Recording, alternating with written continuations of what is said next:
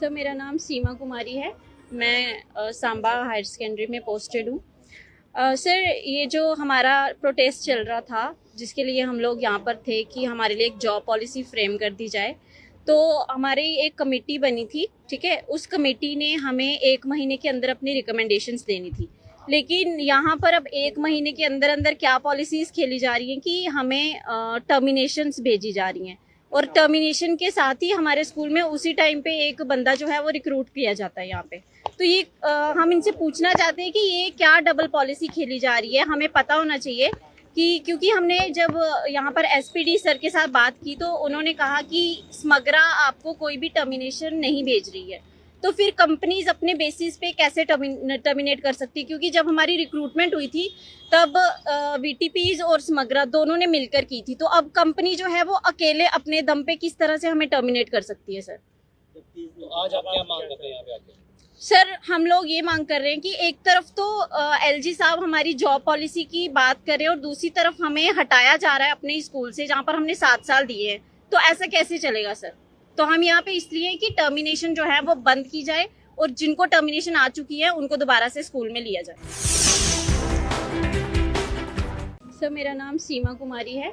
मैं Samba higher secondary में posted हूँ।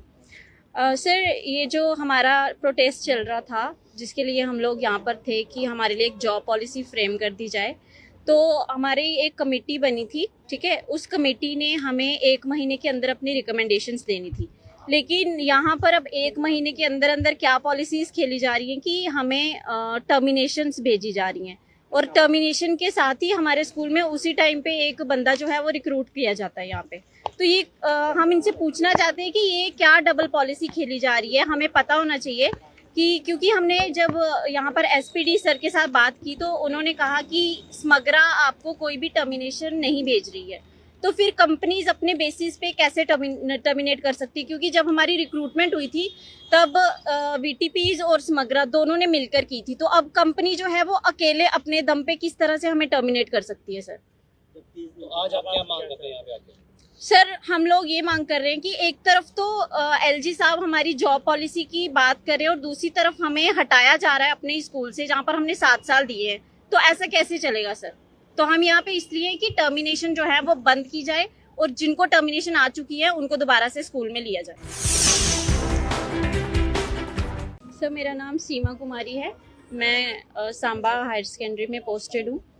सर ये जो हमारा प्रोटेस्ट चल रहा था जिसके लिए हम लोग यहाँ पर थे कि हमारे लिए एक जॉब पॉलिसी फ्रेम कर दी जाए, तो हमारी एक कमेटी बनी थी। ठीक है, उस कमेटी ने हमें 1 महीने के अंदर अपनी रिकमेंडेशंस देनी थी।